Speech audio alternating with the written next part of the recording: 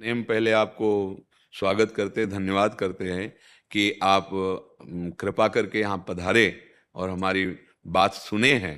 तो हमें बहुत अच्छा लग रहा है कि वास्तविक धर्म का स्वरूप इतना विस्तृत होना चाहिए कि छोटी छोटी मेड़ों में बंधकर एक दूसरे के प्रति जो राग द्वेषात्मक भाव हैं इनको मिटा देना चाहिए। हमारे चाहे जो भी ग्रंथ हों उन ग्रंथों में आप स्वाध्याय करके देखिए, चाहे हमारे रामायण गीता भागवत हो या श्री गुरुवाणी जी हों या आपके जो ग्रंथ हैं, आप उनको गौर से पढ़कर देखिए भगवान को साक्षी करके, क्योंकि वो महान भगवत स्वरूप वाणी है।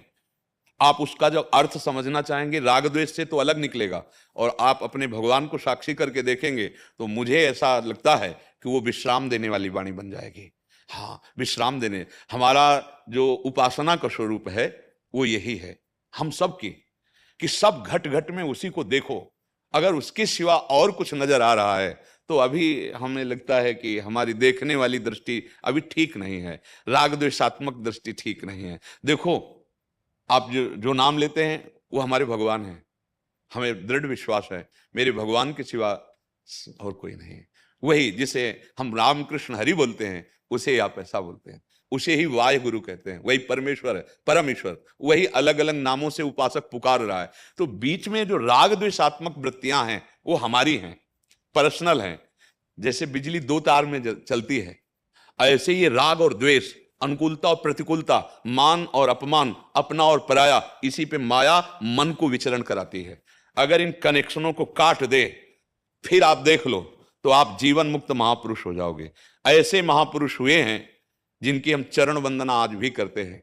कहीं भी हो, किसी भी जगह हो, जब ऊंचाई पर पहुंचते हैं तो सब एक ही नजर आता है, और जब तक बहुत नीची धरा में रहते हैं तो ऊंचा और नीचा समझ में आता है, अपना और पराया समझ में आता है। पहले तो हम मन से आपको प्रणाम करते हैं कि आपने वास्तविक धर्म के स्वरूप को समझा और आप यहां तक कृपा करके आए। हाँ, आपका धन्यवाद है। और आप जैसे विस्तार हृदय वाले, विशाल हृदय वाले यदि आशीष देंगे तो इस जीवन में सामर्थ्य बनी रहेगी कि जो गुरु प्रताप से मिला है वो वाणी सबको सुनने को मिलेगी। ये तो मरा हुआ शरीर है, किडनी फेल है, लेकिन आप सब संतों की और आप सबकी भागवतिक शक्ति कि ये जीवित रहे, बोलते रहें, इसीलिए जीवित हैं, बोल रहे हैं। आपका सबका आशीर्वाद मुझे बहुत अच्छा लगा। मुझे इसलिए बहुत अच्छा लगा कि ये जो छोटी छोटी बेड़े बना करके हम राग द्वेषात्मक वृत्तियां धारण करते हैं, ये कभी धर्म नहीं हो सकता।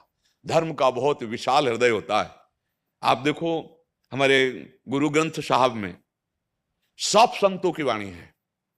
क्या दिखाया है गुरु ग्रंथ साहब, क्या दर्शा रहे हैं कि हमारा जो स्वरूप है वो सब की वाणियों में विराजमान है। जो सब संतों की वाणियों में विराजमान है वही मैं हूं, दूसरा कोई नहीं हूं।